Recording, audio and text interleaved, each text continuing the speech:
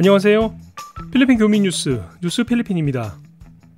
지난 주말에 있었던 일이니까 벌써 4, 5일 정도가 지난 일인데요.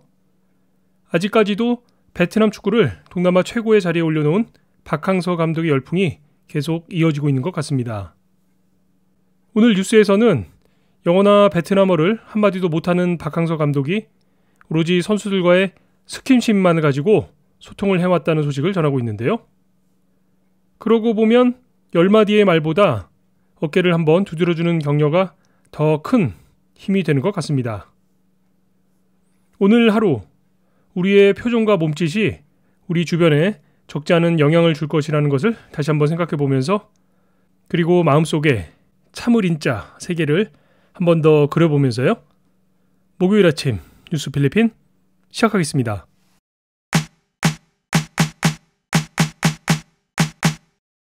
오늘 먼저 살펴볼 소식은 앙카스에 대한 소식입니다.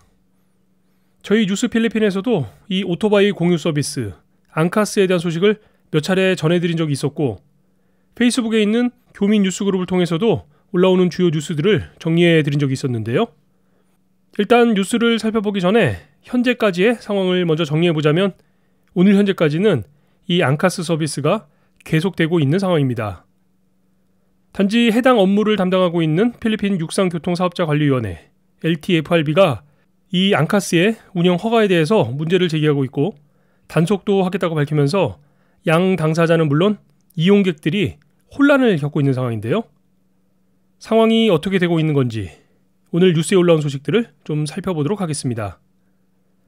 내용을 정리해 보면, 일단 LTFRB가 운영 중단 명령을 내렸었죠.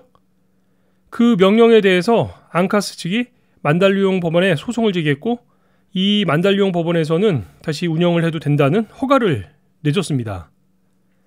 이후 상위 법원인 고등법원에서 만달류용 법원의 판결을 뒤엎고 LTFRB 측의 운영 중단 명령이 유효하다는 판결을 내렸던 겁니다. 현재는 임시 중단 명령 상태인 TRO 상태인데요. 대법원 최종 판결을 요청해 놓은 것이 현재까지의 앙카스 운영 논란의 상황입니다. 좀 복잡하게 됐죠? 일단 필리핀 정부 당국에서 앙카스의 운영을 중단해야 한다는 주장의 근거는 이렇습니다. 내용을 좀 살펴보면요. 오토바이는 현행 규정상 PUB, 그러니까 공공 유틸리티 차량으로 이용할 수 없도록 되어 있는데요. 따라서 앙카스의 영업행위 자체가 불법이라는 것이 LTFRB 측의 주장입니다. 그런데 이렇게 얘기를 듣다 보면 그럼 트라이시클은 어떻게 되는 건가 하는 의문이 생기게 되는데요. 필리핀에서는 영업용 각 차량별로 별도의 규정들이 있습니다. 대중교통수단으로서 트라이시클은 승객이 탈 수 있는 지붕 달린 사이드카가 있어야 하고 바퀴가 3개여야 한다는 규정이 있는데요. 물론 운영을 할 수 있는 지역에도 각각의 제한을 두고 운영을 하도록 규정하고 있습니다. 다들 잘 알고 계신 사항이죠?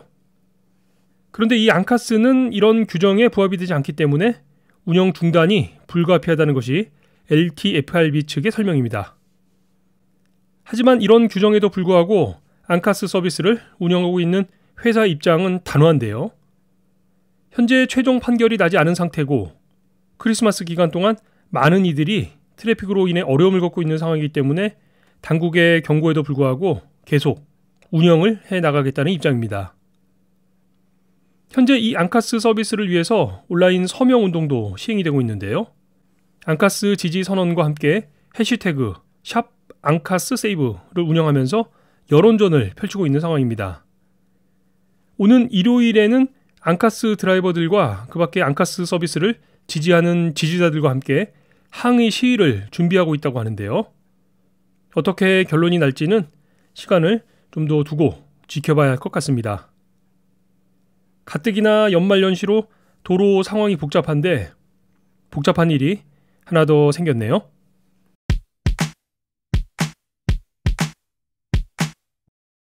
다음 소식은 필리핀 쌀 가격에 대한 뉴스가 올라와서요. 이 소식 함께 살펴보도록 하겠습니다. 이전 뉴스에서도 전해드렸던 것처럼 이 쌀 문제는 후속 보도가 나올 때마다 관심을 가지고 내용을 정리해가고 있는데요. 다른 것들과 달리 이 쌀이라고 하는 품목은 필리핀 서민들의 생활과 직접적인 연관이 있는 문제다 보니까 늘 관심을 기울여야 하는 부분인데 오늘 뉴스는 좀 우려스러운 소식입니다. 필리핀 농무부가 국가식량위원회 NFA를 통한 쌀 공급을 중단한다고 밝혔습니다. 이 NFA라고 하는 기관은 현지의 농민들로부터 쌀을 정부가 직접 수매해서 판매하는 기관이죠. 국가 전체의 쌀 수급량을 조절하고 그걸 바탕으로 가격 조절까지 하는 것이 이 NFA의 주요 기능 중 하나인데요. 올 초에 이 NFA가 쌀의 비축량 관리에 실패를 하면서 참 여러 가지 상황이 발생이 됐었죠. 급하게 쌀을 수입해오기도 하고 그 쌀이 제때 운송이 되지 않아서 큰 곤란을 겪기도 했었습니다. 그렇게 도착한 쌀이 벌레가 득실거리는 상태로 보관이 되다가 또 문제가 되기도 했었고요. 이런 혼란스러운 틈을 타고 쌀을 매점매석하는 조직들까지 생겨서 그야말로 올 한 해 필리핀은 이 쌀 때문에 참 고생을 많이 했던 한 해가 아니었나 생각이 듭니다. 저는 개인적으로 올 한 해 필리핀에서 있었던 크고 작은 사건 중에 이 NFA 쌀 문제가 가장 심각한 문제 중 하나가 아니었나 생각을 하고 있는데요. 결국 오늘 필리핀 농림부 피뇰 장관의 발표는 이 사건에 종지부를 찍는 발언이 아닌가 하는 생각을 하게 됩니다. 일단 필리핀에 이제는 국가가 나서서 쌀을 관리하지 않고 쌀 수입 자유화를 실시하게 됐죠. 따라서 수입 허가를 취득한 민간에서 쌀을 자유롭게 수입을 해서 국내로 들여올 수 있게 된 건데요. 필리핀 정부는 관세를 통해서 물량 등을 조절하겠다고는 하지만 현실적으로 쉽지 않아 보입니다. 오늘 발표에서 피뇰 장관은 더 이상 NFA를 통해서 쌀을 공급할 수 없다고 밝히면서 따라서 더 이상 킬로당 27페소씩 하는 쌀은 시중에서 구할 수 없게 된다는 점을 밝히고 있습니다. NFA의 쌀 수급 조절 기능을 축소하고 내년부터는 단순 복지 기능을 수행하는 조직으로 개편이 될 것이라는 점도 함께 밝히고 있는데요.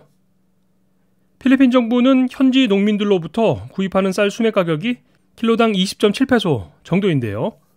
이걸 사와서 가공해서 보관하고 그걸 다시 소비자에게 판매하게 되면서 소요되는 비용이 이 소비자 가격 27페소로서는 더 이상 불가능하다는 것이 피뇰 장관이 밝히고 있는 쌀 관련 주요 내용입니다. 이제 필리핀 정부가 판매하는 NFA 쌀 공급이 중단되면 결국 그것보다 비싼 가격으로 쌀이 유통이 될 텐데요.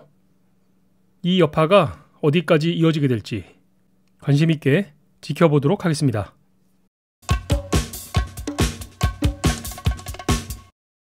오늘 마지막으로 살펴볼 내용은 우리나라에서도 잠시 논란이 되었던 문제인데요. 필리핀의 아동 형사 책임, 연령 조정에 대한 내용이 뉴스로 올라와서요. 짧게 살펴보도록 하겠습니다.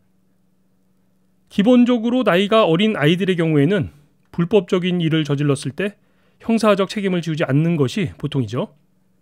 정신적으로나 도덕적으로 아직 완전한 성장이 이루어지지 않은 상태라고 판단을 하고 사회적으로 이런 어린아이들의 죄를 묻지 않도록 법으로 규정을 하고 있는 건데요. 이때 그럼 몇 살까지를 그런 어린아이들로 규정을 할 것인가 하는 문제가 바로 오늘 살펴볼 형사책임 연령에 대한 내용입니다.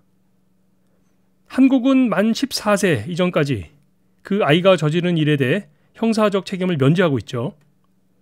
물론 형사적인 책임을 피한다고 해서 민사적인 책임까지 함께 면제가 되는 것은 아닙니다.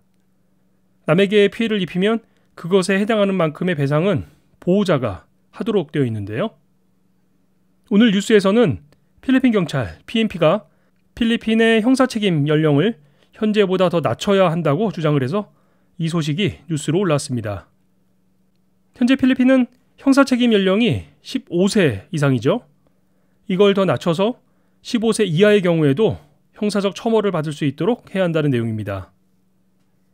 필리핀 경찰의 주장을 살펴보면 그 설명은 이렇습니다.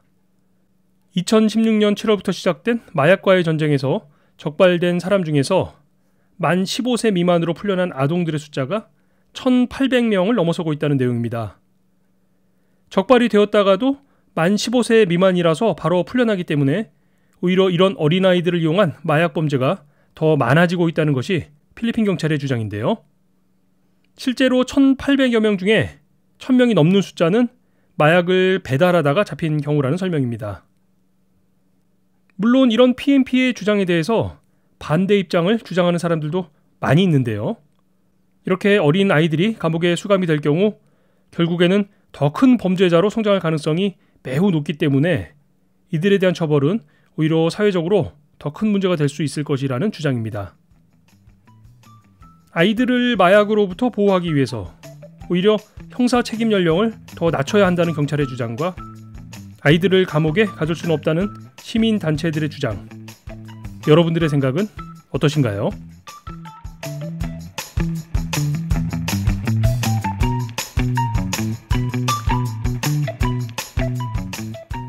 미군이 우주군을 창설한다는 소식입니다.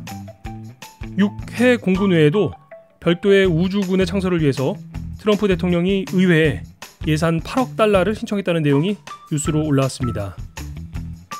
우주군이라고 해서 외계의 침략에 맞서기 위한 군대는 아니고 러시아나 중국 등의 나라로부터 미국의 우주 자산을 지켜내는 역할을 한다고 하네요. 세상이 변하고 그래서 영토와 영공, 영해 외에도 우주에서도 지켜야 할 것이 있다는 게 참 신기하기도 합니다. 오늘 뉴스 마치겠습니다.